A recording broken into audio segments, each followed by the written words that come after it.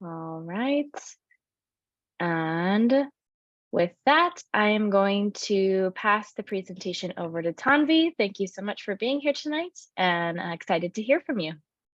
Thank you so much. I'm super excited to be here today and share, as Edie was saying, like some coping strategies, how you can help a parent in need of mental health support in their challenges, and also how phones can help your mental health. So why don't I start sharing?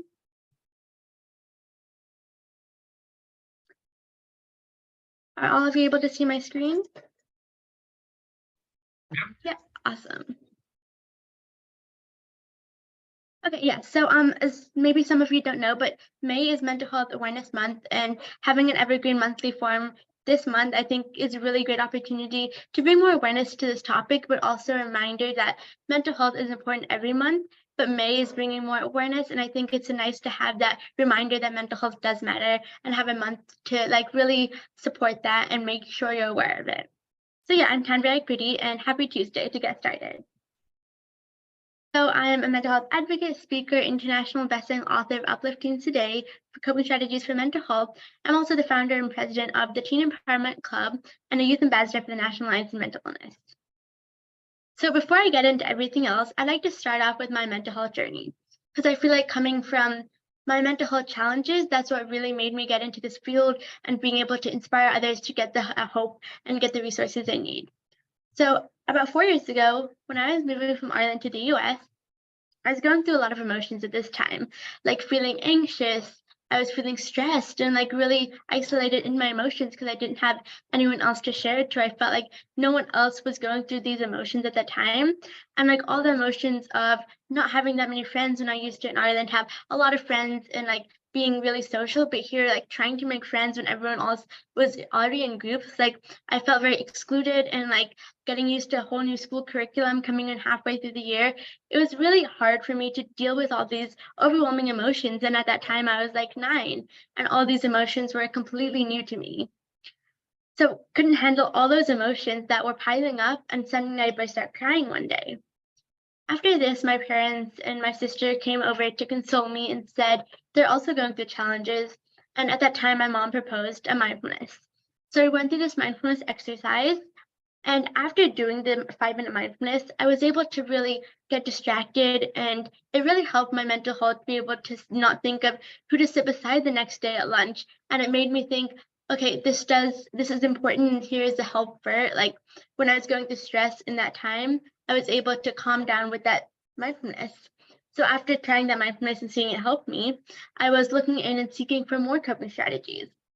And then I found like belly breathing, square breathing, positive affirmation, EFT tapping, and so many more things that I was able to try learn afterwards and see that these are helpful things.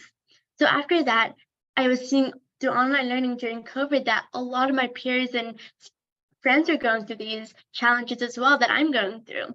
But now I'm able to have these strategies and coping strategies to help in those situations. So I was like, why didn't I share it with them to help them in their mental health journey as well? So I decided to start a club, a teen empowerment club at my school. And I was able to help students have these strategies they need, also talk about their mental health. Because when I that day burst out crying, I was able to express my emotions. And when I did, I was able to hear that my family was going through this too. And it made me feel like, okay, I didn't have to keep it in all that time, because emotions, we all go through them, and mental health challenges, and it's okay to talk about it. And that when I was thinking I'm the only one there, that piled up, and I was like trying to push it down, but it didn't work, and it was just like piling up. But when I was able to hear other people go through these, it helped me. So being able to cultivate that space where people can talk about their mental health journey as well, I think was a really great thing to do. So after having these, sharing these strategies, hearing from them, having guest speakers to inspire them and say that there is hope in your mental health journey was a great opportunity. And the students after that, they were like, it really helped them to be able to have the strategy up their sleeves anytime. Knowing it helped this many people, I wanted to bring it to a wider audience around the world and help more adults, teenagers, anyone going through mental health challenges, and decided to write my book, Uplift Teens Today. So in the book, I have like my personal story of moving and all the challenges you get with being a teenager and going to school and online learning and all that. I wrote that down so people know that in those situations, mental health challenges are normal, and seeing it in someone else can really help be able to connect as well, and also to have those strategies in the book that when I share those challenges, I share here's a coping strategy that I use in that situation, so they know that there is hope in those situations and there are things that can help.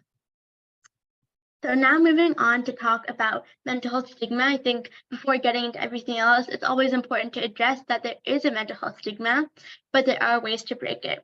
So starting off with talking about mental health challenges versus emotions, something that I see in my friends and in school and like everywhere else that I go is that if I ask someone, are you feeling anxious or stressed? They say, yes, I definitely am. But then I ask, are you going through a mental health challenge? And they say no. Going through like anxiety or stress or overwhelmed or isolated are mental health challenges. But sometimes labeling that word mental health makes people feel like it's something that should be shunned away in society, and that it's not important, and that mental health, the word, is not as equally important as physical health. And that's really not true.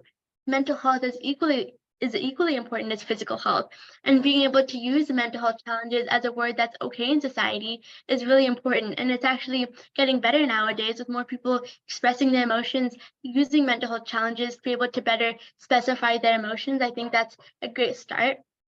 And then I put these two images to first of all explain what the stigma is. So stigma is basically the perception that a certain attribute makes a person unacceptably different from others, like the mental health challenge, leading to prejudice and discrimination against them. And I feel like still now some people are being shunned away because they say they have mental health challenge like depression, anxiety, or things like that. They have those challenges and are being shunned away. But more people are opening doors to them and saying there is hope and giving the empathy. And I'm going to share some ways that you can do that to someone else. And then the other one I thought was really cool is I have mental health problems, scratching out mental health and saying I have problems with depression and stigma.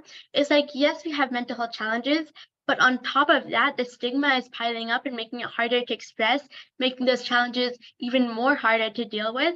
And I feel like breaking the stigma can help one get the mental health support and resources they need. So before I get into how we can break the stigma in our community, I want to share a couple of the NAMI facts, because I know sometimes there's a lot of misconceptions around mental health, and educating yourselves to counteract those misconceptions I think is important. So being able to, like, if you think mental health is rare, only some people have mental illnesses, or it's only in adults, not children, all those things that you may have heard over time, to counteract those and say that they aren't right. And I think having facts to prove that they aren't right is always helpful, because you know that this is happening and it's not just a word that you can counteract to say, it's actually like data and statistics. So I put a couple up there, like 1 in 5 US adults experience mental illness each year. 1 in 20 US adults experience serious mental illness each year. 1 in 6 US youth aged 6 through 17 experience a mental health disorder each year. And one of the ones that I think is most surprising is that 50% of all lifetime mental illness begins by age 14 and 75% by age 24. Something I like to talk, like a specific point about this, is that in schools, I think having more resources or joining organizations at a young age, like 14 or less, seeing that 50% of the lifetime mental illness cases start at that age, being able to educate yourself, coping strategies, mental illness signs and symptoms, how you can help a friend in need during those ages, I think is pivotal, because you're starting to get used to mental health challenges and like getting used to life in that way. And I think since there's so much statistics showing that it starts at that age, we should have more of those programs in schools. And also, if there's none in your school, try and make it in your school, or also join those organizations. And also we can see that a lot of adults go through this as well. So any age is important to educate yourself about mental illness, but also seek support if you need it. Also, I hope that like these facts were able to show you that if you're going through mental illness, mental health disorder, or mental health challenges, that it's okay to go through them, and that you're not alone in this, because there's a lot of other people around the globe going through this. And so there is support, because over time, if many people are going through this, they have those support resources to seek help that you can use. So now finally getting into how we can break the mental health stigma. So I have a couple of points that I think you can do in on yourself, but also with the community, with your family, with your parents, or with your siblings, or with any other peer you have. One is educate ourselves. I think I talked about this a bit earlier, like being able to go to mental health first aid, peer-to-peer counseling, or even learn about mental illness signs, symptoms, anything on that spectrum, being able to educate yourselves about mental health, counteract those misconceptions, but also so you learn more to see it in your friends, to be able to identify and help them, or also in yourself. Talk openly and empathetically. I think this is one of the things that helped me in breaking the stigma in my own family is we always talk openly about mental health. And so it's not an addition to have not talk about it, because if we don't talk about something, it's just going to pile up and it's going to be even harder to talk about it later, break that mental health challenge and get support if you're piling it all up. So being able to talk about it and having that person you can talk, like maybe in school, if you have like a student that you talk about it, your peer or a teacher, a counselor, or at home, your parents, anyone that you feel is trusted and you feel like you could talk about your emotions to, having that one person is always important. And that one person has to react empathetically in a way that makes you feel better. And I have a couple tips for that later as well. Foster non-judgmental conversations. I think this is like, if, for example, if someone is having a physical health challenge, we always are being non-judgmental and trying to see how we can help best. Doing that in mental health is equally important. And also something that I recently heard a guest speaker talk about is that we so easily give that support and care to others in their mental health challenges. We should also remember to so easily give it to ourselves as well, and being non-judgmental in a conversation, but also to yourself when you're having a moment with yourself talking about mental health, being able to be non-judgmental. Encouraging professional support. This is really a great way to break the stigma, because right now there's a lot of stigma, a lot less than before, but having to go to a counselor or a therapist in school as well, like having a stigma surrounding that. But if someone says to you, if you're going through a mental illness or challenge that you need help, if they say it's okay to seek professional help, it's really that nudge that really helps you to be able to go and walk into that therapist or counselor's office, because you know someone else told you it's okay to do that. And then you feel like, okay, there is no stigma surrounding it. I'm just getting the help that I deserve and that I need. So you'll do that. So being able to encourage professional support and also seek it if you need help. And then clear misconceptions about educating ourselves. And then lastly, try to equalize mental and physical health. If one of your friends said that they had a cut knee or their knee pains, you'd always be empathetical, check in with them. How is it feeling every now and then? Same for mental health. Try your best and challenge yourself to try to do that in among your friends or anyone you see and in yourself. Try to use the same process you do for physical health with the check-ins, but also know that they're both different in different ways. So I think now I'm going to be talking about peer-to-peer. And one thing I want to clarify before I get into it is that peer-to-peer may not just be like a student to student, but it can also be a friend to friend, adult to adult, anyone that you feel like a peer relationship. And then I also put this image here because you see that person in the center. If they are shown empathy in being there for their peer, then that peer will be there for another peer. And it's kind of a chain reaction that's amazing to see. Just one person being that empathy and that peer there for another can have a big impact. And if you see, like, for example, this in a school culture, you can see how it can impact every single student in a positive way. So starting that, all of you can do that after you hop off the Zoom. Try your best to challenge yourself to be there for a peer in need. Well, how can we do that? So here are a couple of tips. As I said before, being able to talk openly about mental health with your peer, not only letting them express their mental health and being empathetical, but also after they're done talking and you had a conversation, also express yourself. Because for me, for example, like if I was able to talk to someone else about my mental health challenges, they would be like, oh yes, I have mental health challenges. So being able to foster a space where both people can talk about their mental health challenges, I think is an amazing relationship as peer-to-peer. Also saying that you're not alone. I know sometimes the word you're not alone is used so many times, but trying to, if someone doesn't understand what it means, being able to explain you're not alone means you're not the only one going through a mental health challenge. And that doesn't need to make you feel like, oh, everyone else is going through it, mine doesn't matter. It should make you feel like, since so many people are going through it, there is help that everyone's seeking, so I should get up to that and get my help as well. One thing that I think is the most important thing in this peer-to-peer helping with mental health is sharing limitations.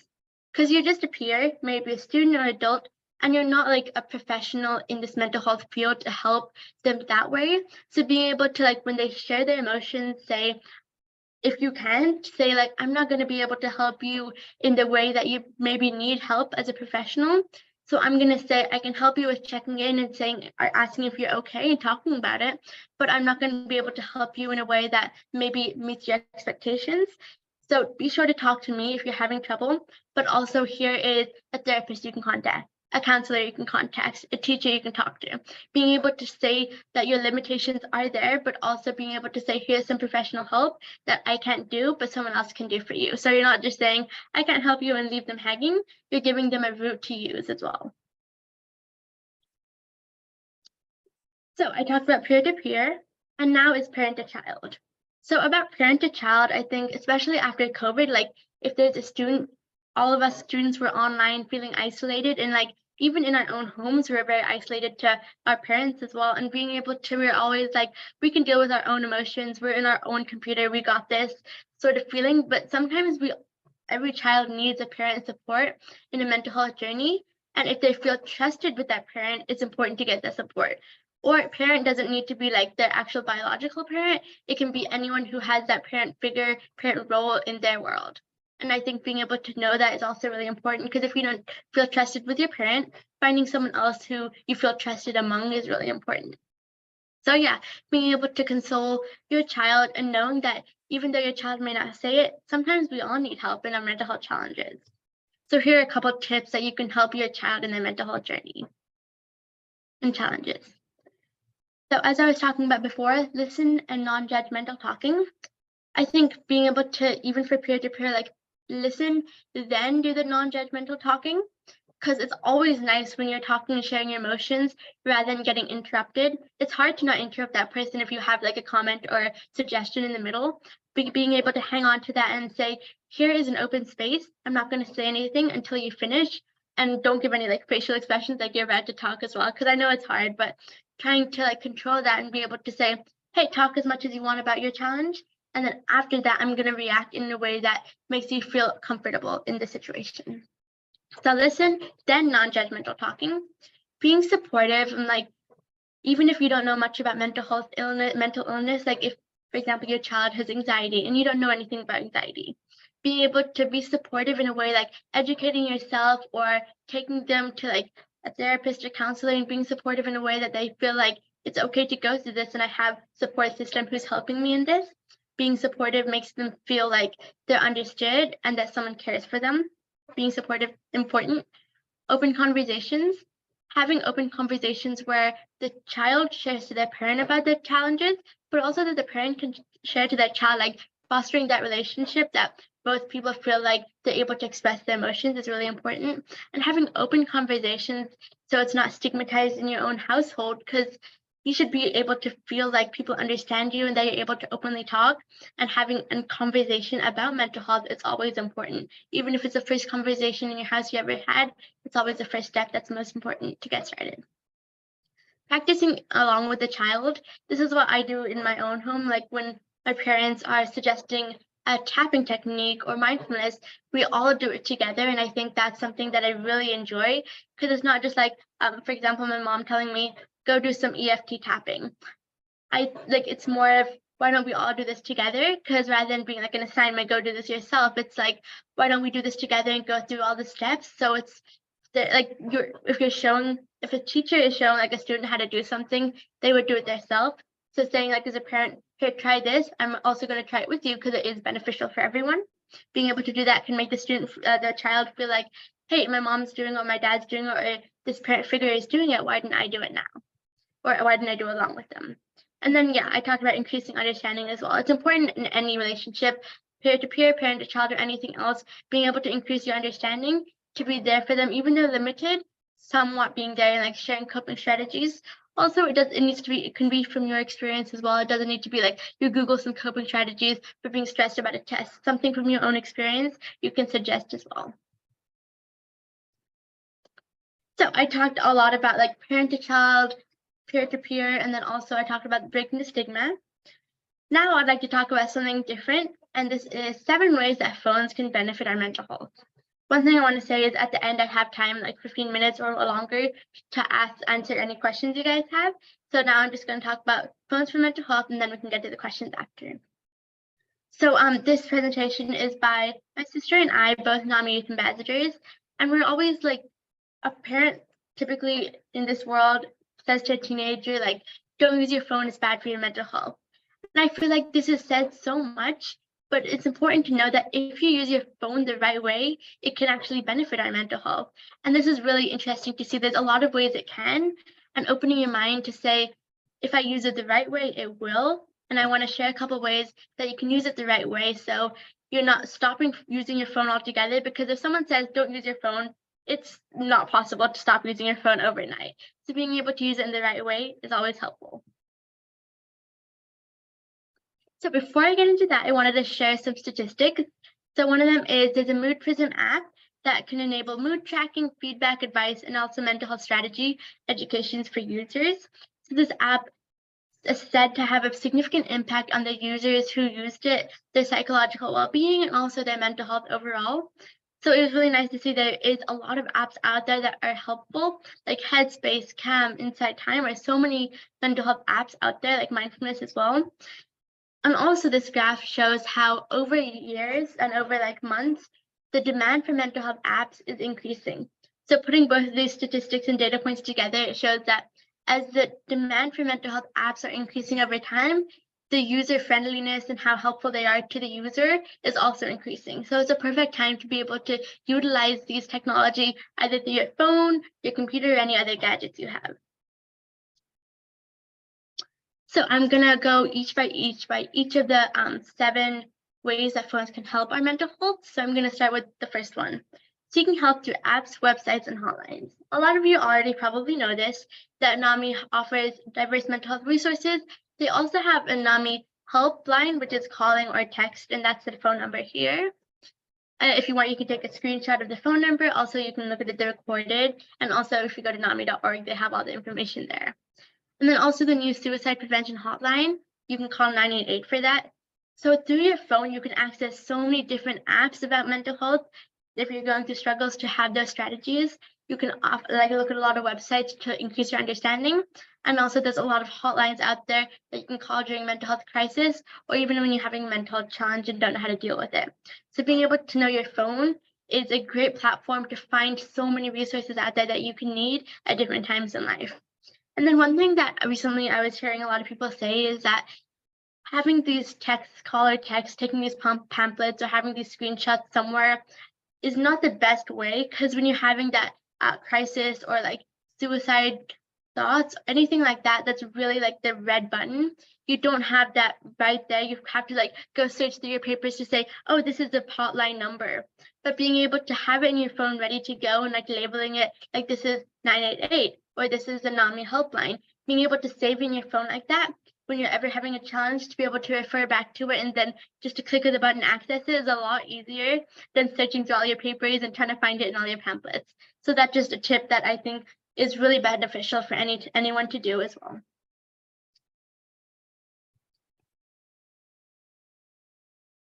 Awesome. And then the next one is using phone tools for stress reduction.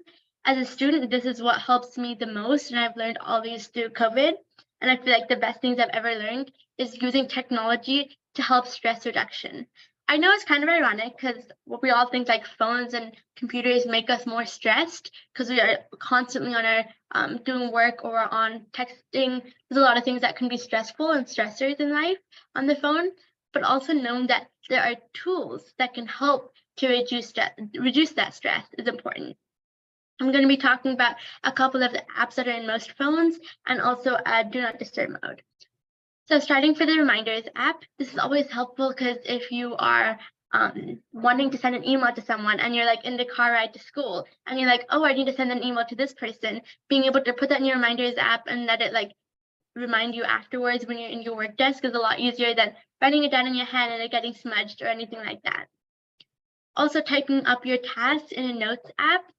I typically use paper, but also knowing that a lot of people like typing it up on their phones or on their computers to check it off that way.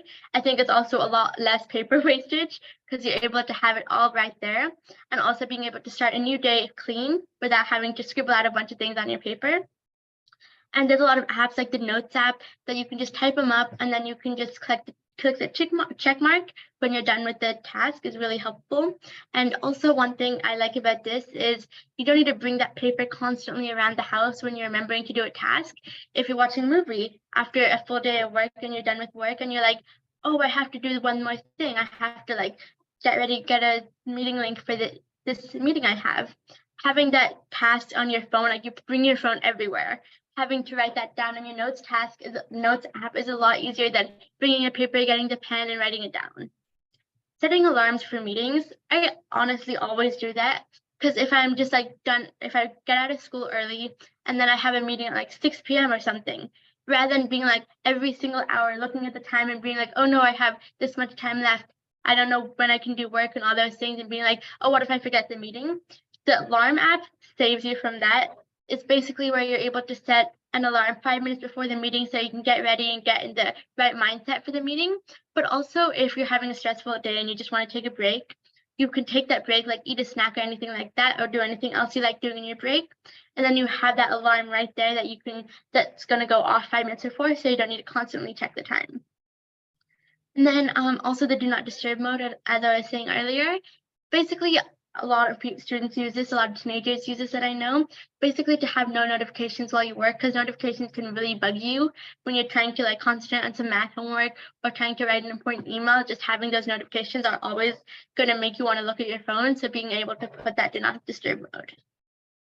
And I just wanted to say as well, a lot of the things I'm going to be talking about today, like including what these are, a lot of them are just reminders, like you've already heard them before, but being able to like reiterate them can do two things. One, it can make you think, oh, what I'm doing is right, and make you more confident in what you're doing and how it's already helping your stress reduction. And two, it can make you feel like, oh, these are actual tips that are useful that I was doing all along. So why don't I suggest it to a friend or someone else as well and share these tips that are bullet pointed. Next is one of my personal favorites, is using accessible meditation apps for mental health management. So we all may not have like a meditation person in your house who does mindfulnesses for you or meditations, and you always like having meditations online is really helpful. Like they have Insight Timer, Calm, Stop, Breathe, and Think, a lot of different meditation apps that you can just put on, personalize for yourself. It can be like what the sounds you want are. Do you want it guided? Do you want it to be animated in your head? Or like even how long you want it? There's so many different apps out there that can help you with your personalized needs. And I love this because it's just a tap of your phone to on that meditation can make you feel so relaxed that you didn't even know you could ever feel before. So you can use them anytime. You can plug in earbuds and do them in class before a test to just kind of relax and calm down. Anywhere you want, you can always use these meditation apps to manage your mental health better. Next is following these positive social media accounts to promote a healthy mind. I know we always think like social media is bad for your health, it has negative things, makes you feel like bad about yourself, all those things. But even if you follow a couple of positive social media accounts, like my social media account as well, at Taanvi's Inspiration, I have it down in the corner here. Following some social media accounts like this on Instagram, Facebook, whatever, if you follow them, it'll come up in your reels. If you continuously scroll down, you'll find these in between, like take a smile or take a break or drink a sip of water, or some positive affirmations will come up. And it's always nice to have a break from those scrolling that may be negative and have that positive one. Or even when you look at posts, you may see positive ones. Always having some positive posts like that is really important to see and make your mind refreshed as well. Also, another thing is having social media to be able to text people. I think having connections, like if you're not in person, especially we all use this over COVID, being able to text people, hey, how you doing? Or what did you do today? Being able to have that social interaction is always really nice to access through your phone, as you all know. And then the last one, I was sharing, some teen was saying this earlier this year, that rather than looking at social media and seeing other people's lives or other people's positive things, looking at your camera roll is amazing. And I was like, why would it be? But then if you're taking pictures of all those funny things or happy memories and you look back at them again, it reminds you, hey, I did have this fun time, or remember this, or remember that friend and I forgot to text them in a while. Why didn't I text them and check in with them? Or also you're able to see, like, maybe you were having a lot of fun biking. You're like, oh, Martin, I did go biking now because I completely forgot I used to enjoy that. So it can always remind you, but also it can make you smile and say how it was fun to do it then. And I think that's always fun to see back at your camera roll. Next is setting inspiring backgrounds and widgets to help promote positivity. So a data point that I found was really interesting is that people in the US check their phones at least 96 times per day on average. So if we have an inspiring background that's like, I am capable, or I'm good enough, or I'm worthy, or I'm amazing, I'm awesome, having any of those positive affirmations in your background, subconsciously, every time you open that phone, you're going to read it. And if you read that to yourself 96 times a day, that can have a really big impact on you and make yourself believe those things, and those affirmations you say, you'll become those. And having positive affirmations can make your mental health, it can boost your self-esteem and also self-worth if you're saying this to yourself.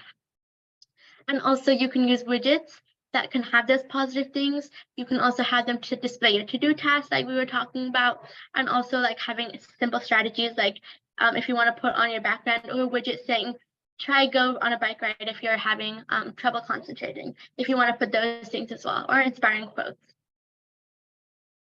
And then second to last is using time management tools to prioritize self-care. And so we talked about all the time management tools that can help stress reduction, but taking those tools and going an extra step that you're able to put self-care in either your to-do tasks or setting an alarm so you have self-care time in there, or a reminder to take a bath, take a walk, do something that makes you happy, I think is important. And one more thing about self-care, like sometimes that word is often misused. It's always like going to a spa or getting your nails done, but that's not, self-care doesn't look like that to everyone. And it's important to know that for each person, self-care can be different. And finding what self-care means to you is one of the greatest realizations that you'll get, because when you know what makes you happy and what makes you enjoy and think about the positives in life, you can always go back to that self-care thing that makes you feel good. And a lot of people like walking, and something that there was a video talking about like why a student likes walking so much to like kind of de-stress. And what they said was it makes them think every time they step on the grass, how the grass is still like living and it's still there and it's still uprising, still strong. I think I love this analogy because no matter how many times someone steps on you, metaphorically, that you'll always rise up and you'll always be good again, and that there is hope to it. Having those self-care routines where you're able to do something like that makes you realize something positive like that is really nice, and also a nice reminder to your mental health. Also, maybe after this meeting, if you want to write down a couple of your self-care things that make you feel happy, journaling, talking to someone, doing some sports, or even concentrating on writing a book, anything like that makes you happy, like having those things listed, you can always refer to them when you're taking a 5-minute break or anything. Or also having a hectic day at work. And then lastly is learning mental health coping strategies on the internet. We're talking about websites to learn about mental health, mental illnesses as the first tip, but I want to end it off by saying learning coping strategies. So you have those online resources, like NAMI has a lot of coping strategies listed on their website. There's also the National Institute on Mental Health, and there's SAMHSA, and there's Work to Be Well. There's so many resources and organizations out there that have a lot of strategies listed, and it's always fun to like go on them, look through them, see, oh, this resonates with me, and bookmark it. And you can also write it down in Notes app on your phone. Perfect use of the Notes app. And also there's a lot of ebooks you can read out there that have these strategies, like my book, Uplift Teens Today, Coping Strategies for Mental Health. I share like my personal story and there's helpful coping strategies that you can look at through an ebook on Kindle. So that's really helpful as well. Okay, so I know I talked a lot, so I just want to like have a couple of key takeaways before we get into the questions. So for some of the key takeaways, one of the most important things is knowing your mental health matters and understanding what that means. Being able to say, yeah, I'm going to prioritize myself because I do matter, my mental health matters. I think it's always important either self-affirming that to yourself and saying it again, or just being able to believe in that and like know to yourself, I do matter. I think that's always makes me feel better about myself, knowing that I matter and that people are there to support me, like people are ready to help. And also, if you're like a peer and someone is talking to you about their mental health challenges and you're not sure how to react, being able to say, here's what I do in that situation, or if you don't know the situation, being able to say, I'm limited in my knowledge. I know it's hard because we always want to jump to the challenge of helping others because that's what our human nature is, but also saying it's a help in and itself if you say, I'm not able to help in this way, but also, like I said before, giving another route they can choose. Saying that you're not alone. Also, spreading a message that there is hope and help, I think can make always you feel better as someone else, knowing there is hope when you're down in that like dark space and you think nothing is going to help. Knowing that there is hope is a starting point, even though it may be really weird to believe there is hope when you're everything's so down. Knowing that there is some light there if you're open to seeing the light. And then also phones can benefit our mental health if used properly. I shared 7 ways that it can, just being able to say, like, if you're having someone say phones aren't good for your mental health, counteracting that and saying, if I use it correctly, it will. And why didn't I show you that by doing those steps and doing it for your own mental health? Breaking the stigma as possible, and it's happening.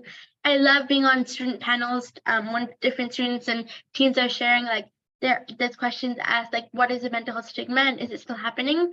And a lot of people are able to define it, but also a lot of them are saying that the stigma is being broken more and more. And I think that's an amazing thing to realize. Earlier at school today, we had a mental health resource fair, and I was honestly scared to see like there's still the stigma how many people are going to come.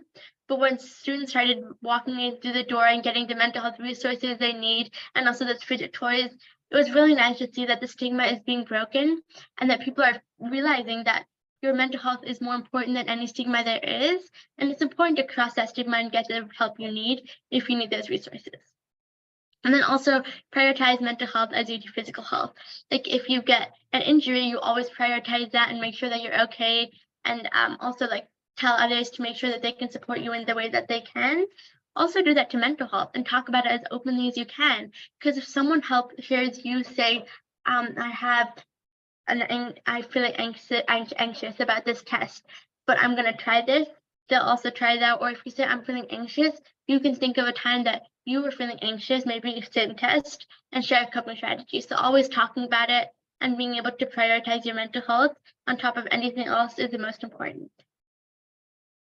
Yeah, so I wanted to wrap it up by saying thank you so much for listening. I know I talked a lot, but I hope you're able to get some good information about mental health resources, how to help a peer in need, how to help your child, also being able to see how we can break the stigma in our community, and that phones can be beneficial to our mental health. So we're going to have a Q&A, and you can put the questions in the chat, or you can also say them aloud, and I'd be happy to answer them. Also, here's some information about my book, and you can scan these QR codes to buy the book. And here's more of my social media. I can put that in the chat as well. Yeah, I had one quick question. You talked a lot about, a lot of great apps and other ways you can use your phone. One thing that I use my phone for that I, have found kind of fails in radio or TV is podcasts. You can't really get those anywhere else. Are there any mental health podcasts specifically that you can think of that are help? And I'd love to hear from anyone else too if you want to drop your favorite mental health podcasts in the chat, or mental health adjacent podcasts at least. Yeah, and there's a lot of podcasts that I know of. Like there is my mom's podcast, Life is Magical. There is also Work to Be Well, like that's a student-led organization where they have mental health curriculums. They also have a podcast that is led by students and like an advisor as well. I forgot the name, but I can check that up and put it in the chat. But it's like really beneficial I definitely think podcasts are always so helpful. So anyone who also has any other podcasts as well, yeah, be sure to drop them in the chat. Awesome. Yeah, and I'm so sorry if I missed that too. You might have mentioned that. But... No, I didn't. Yes, that's a good thing to add though. Yeah, definitely. Yes, I also know that Mayim Bialik, the host of Jeopardy, is a neuroscientist, and she mentioned one night that she and her husband have a mental health podcast. I don't know the name of it. Okay. That's amazing.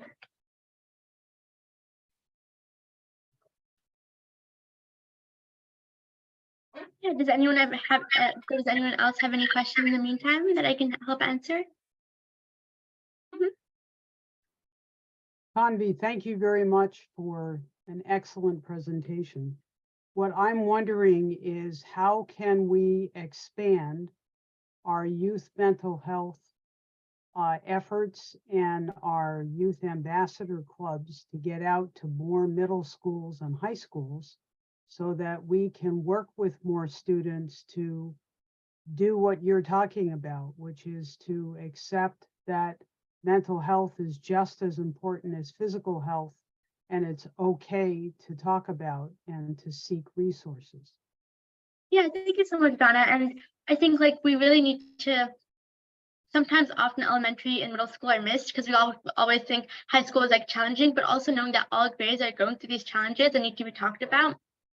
I think there's a couple ways that we could do. Right now I'm in the student wellness safety task force in my district, and they're like, I'm putting together a parent night for the whole district. All the parents can come, get resources they need, and also support their child in that way. Also having this mental health resource fair that I did earlier today at my school, being able to broaden that into more districts so students can come in and get the help they need in the mental health resources, being able to talk more openly. And what I really loved seeing during that fair was that students were coming out and they're reading all about mental health. They're able to see here resources and coping strategies. So if you have those resource fairs, one student comes, more students will come. Good peer pressure works in a good way right now. So being able to use that and get more students to come in and get the support they need. And then also being able to like campaign for mental health education programs in schools. And like I'm working right now to like email local legislators and email senators and everything to make this happen in more schools and make it like mandatory to have at least a mental health day at school or education programs in schools. Like we have health class, adding it into that. I think if we all like work together to make that happen, it can really impact a lot of students' lives. Okay, thank you. Yeah. And also I think Edie was saying you were having some like youth ambassador, NAMI youth ambassador pamphlets, and a lot of students were taking that.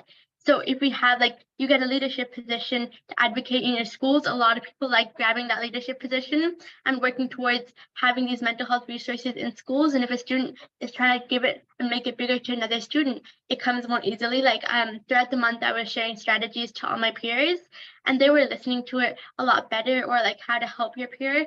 They were listening to it better when it was coming from a student and a short one rather than coming from an adult. So being able to have more youth ambassadors in schools where they want to make a difference, and recruiting those people as your friends or also someone that you know who has a child who's interested in this as well. Bips, did you have a question? Yes, I do. What is your understanding and that of your peers on why there is stigma around mental health? How do y'all see the reasons behind that? Yeah, so I know that a lot of people, like in the olden days, it was like if we say mental health, it's just weird and it's crazy. But I feel like we're moving away from that concept in my school right now, at least, or from what I am seeing. And we're thinking, since a lot of people aren't talking about mental health, it's something that we shouldn't talk about, because we're really trying to fit in with the community and with what all the people in the world are doing. And if no one's talking about mental health, we think, oh, it's maybe something that we shouldn't talk about and shouldn't express. And it's that where we're like, okay, why don't we just keep quiet about it and it's going to be okay? And also, if we don't see any of our peers expressing that they have these challenges on a daily basis, we don't think that our challenges are important, or like it's just in us, and that we're like, oh, maybe it's stigmatized, I shouldn't talk about it. And it's stigmatized in a way that if I say it, I'm the one person in the world who's going through this, or in my school who's going through this. So people are going to look down at me and be like, why are you doing this like that? And why are you going through those challenges? So I think since we don't talk about it as openly, that's really what creates a stigma in my school, at least. But yeah, I think being able to bring more awareness to this can break the stigma as well. Oh, also adding to that, like we don't have education programs in schools right now. So when you don't have education programs and don't learn about it, you have misconceptions. And those misconceptions can lead you to being like, what if it's a misconception like children don't go through mental health challenges? And that's what you've heard your family say, or anyone else that you've known in the past say to you. You don't want to talk about it and you don't want to get educated about it because it's a misconception that you're going to believe in. And you're going to be like, hey, yeah, maybe that could be true. Maybe children don't go through this, and that we're innocent and we don't know what this is. And then they'll stop themselves from learning about it. But being able to cross that and break it, the stigma that is being broken slowly, I think that is something that I'm observing in my peers as well. Yeah. yeah, definitely more after school clubs can be definitely helpful. And like I was saying, like the teen empowerment club I was having in my school, a lot of students were able to come to it. And even though the online one, more people came to it than in person, which I found made a lot of sense because online is more accessible. So having more students do that can bring more awareness in the school community as well. And also, like, the school always supports new clubs. Are there any other questions? Because you can put them in the chat or ask them aloud as well.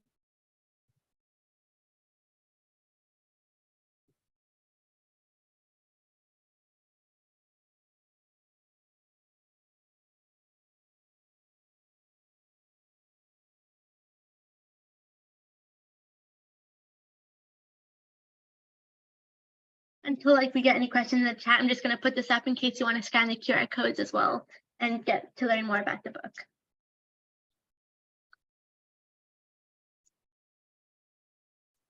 Yeah, if we don't have any more questions, Taanvi, you can feel free to wrap up as well. This was so great. It was so great to hear from you. I was taking notes on everything you said earlier about after Donna asked her question, everything about how do we get more involvement in schools, things like that. So I really loved what you said about how students respond better when they are given advice by fellow peers rather than by adults. And so I think it's really awesome that y'all can youth can learn from each other, and as adults too, we can learn from each other as well. I think that's a big theme of everything that you've got in your book and all that. So thank you. Yeah, and then one thing more about that is one of my friends who's at the Tesla STEM High School, like they recently had first aid training, and it was coming from adults, and she said like everything was perfect about it, but one thing was it's kind of hard to take more information from another adult that's like your teacher rather than coming from a peer and make it more like an inclusive thing. So definitely like adults can understand from adults, like teens can understand from teens. And it's really interesting to see that's happening a lot and being able to change our mindset and saying, okay, why don't we get teen advocates? So yeah, it's really nice to be able to relate to that.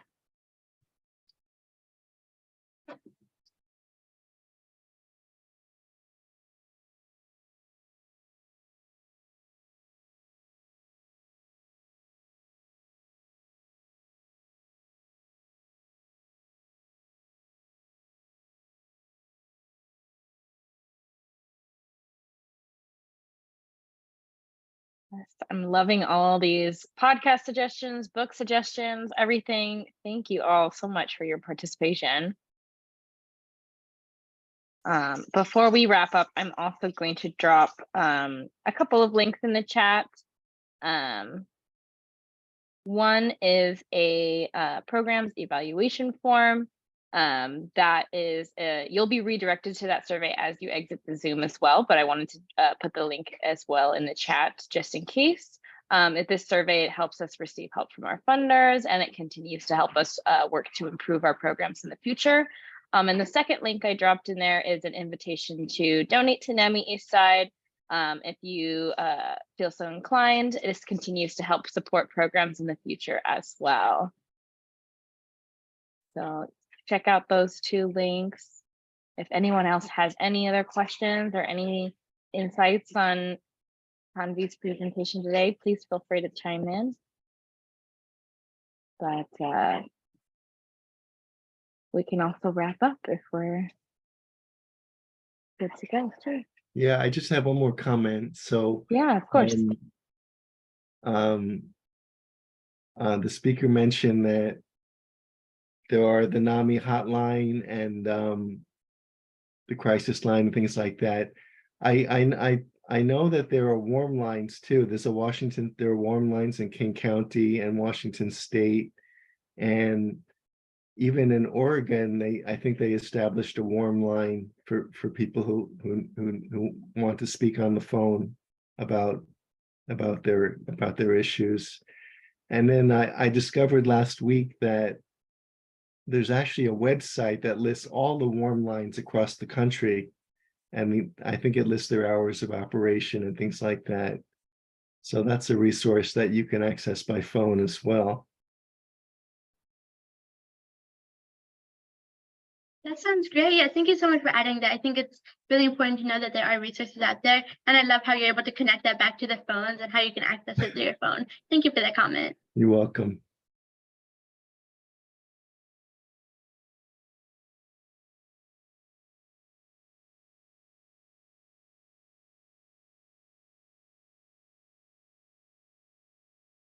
All right, Taanvi, you feel ready to wrap up? Yeah, I mean, I don't think there are any questions, so I think we're good. Yeah, thank you so much again for all of you coming and listening to me. I know I talked a lot, but I hope you got some takeaways and are able to use this in your daily life as well. Yes, thank you so much for being here, Taanvi. It was really lovely to hear you speak, and hope everybody got some great takeaways from today. Again, please fill out that survey for us. It really helps us with our programs. And please donate to NAMI to support our programs for the future. We'll keep on putting these on every month with our help from Evergreen Health. But other than that, I hope you all have a wonderful night. Thank you for being here. Thank you so much.